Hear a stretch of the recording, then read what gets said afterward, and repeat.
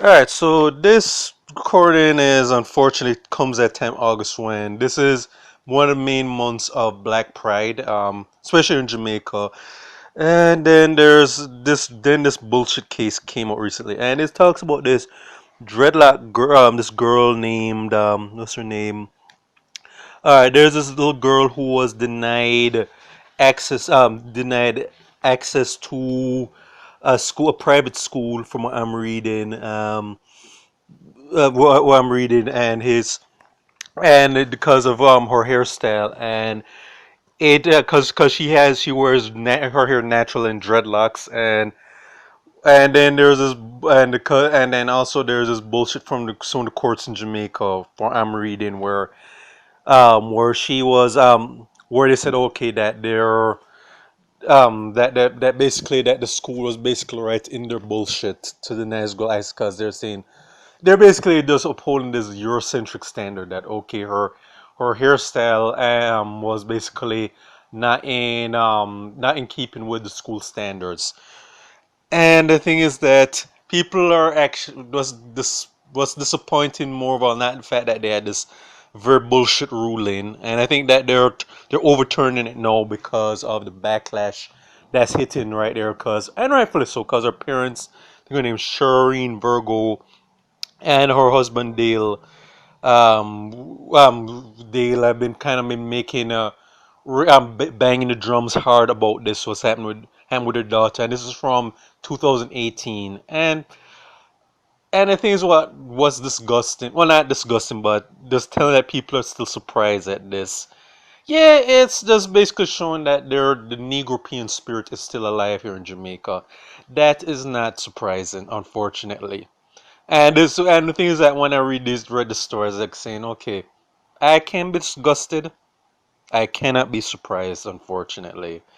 And it does anything it does, and it does more about this little girl. I don't think they're naming her. I think because of her, because I think because she's a minor, they're not allowed to really publicly name her. I mean, they're basically focusing on her parents, and who are fighting the good fight to try and to keep this issue in the public eye, and rightfully so.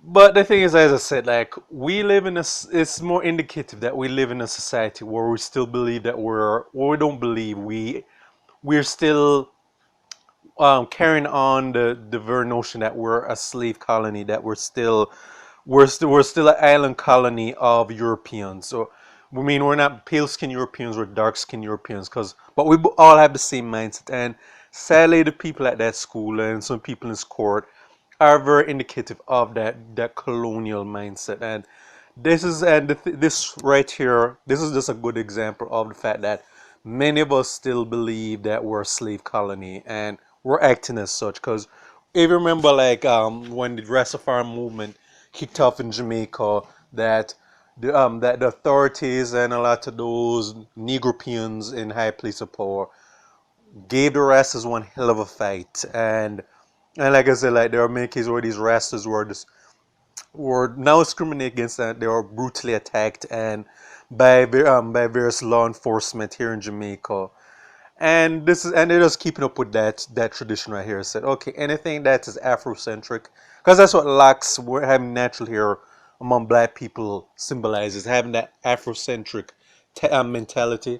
Whether or not that person wearing locks believes themselves to be Afrocentric or not, it's just a symbolism that they don't like. And this is what they're doing to this girl. And I don't like what this girl symbolizes, so we're just going to basically say, nah, we're just going to make sure that you don't get into the school, and we'll give you no, unless you cut your locks. And I think they said if you straighten it, all right, then we're basically going to tell you to wait, to stay outside of our gates. That's what they were bullshit on. And the thing is, I was saying, is that we should be disgusted, not surprised, but this is an indicator that we're still a society of Negropeans. And this is something that Jamaicans who have sense and a backbone, moral backbone, need to push back against. Because these people at these schools and even people in these courts who are upholding this bullshit, they need to be identified and fired.